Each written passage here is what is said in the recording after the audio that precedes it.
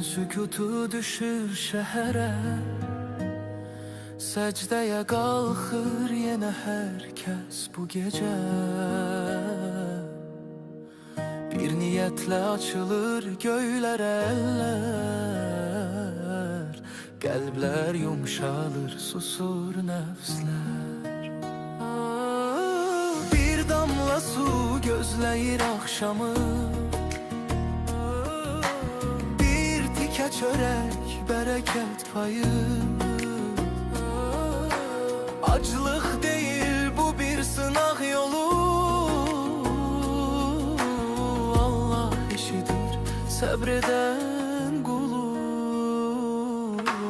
Oruçlu yürek ışıkla dolur, günahlar susur, dualar olur. İftar vakti azan seslenende, sanki göyler yere yakın olur.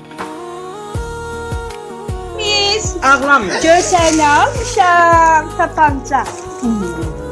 Bayramın mübarek. Şarkılarımızı alkışlayın. Şarkılarımızı alkışlayın. Sakit. Haberi. Bebeleri maskeler nasıl uşaq ağlayır? Bayramımız mübarek. Çok sağ ol. Allah sizden razı olsun. Allah kollektivini törəyini ruhsunu yetirsin. Allah valideynlərin canını sağ eləsin. Sağ ol. Allah sizə o qədər nətərin gözü Allah bərəkət versin. Çok sağ ol. Sağ ol. Sağ ol. Bay. Hurma ile eve nur saçılır, bir kap şorba, bir parça çörek. Ramazanda her şey daha güzel demek. Geceler uyanır millerle insan, bir dua kalkır sessiz asiman. Bağışla ya Rabbim geçmişimizi, temizle bu ayda kalbimizi. Kenan Allah sizin canınızı sağ ol. Bak, bahçe yoldaşlarım geldi. Ola sen bayramı təbrik. Büyük kız olacaq, ucuz olsun, belki bizi gösterdi inşallah. Bayramımız çok siridir. Bak Güler, kızım Cemre Güler. Güler. Sevinç gözlerde nur gibi.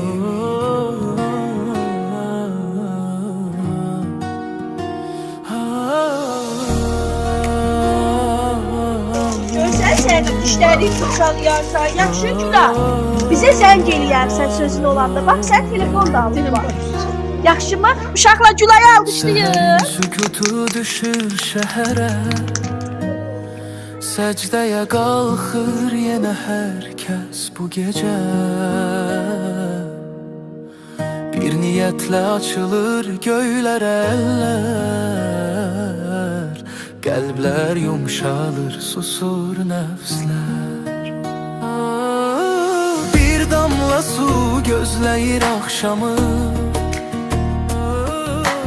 bir tike çörek bereket payı.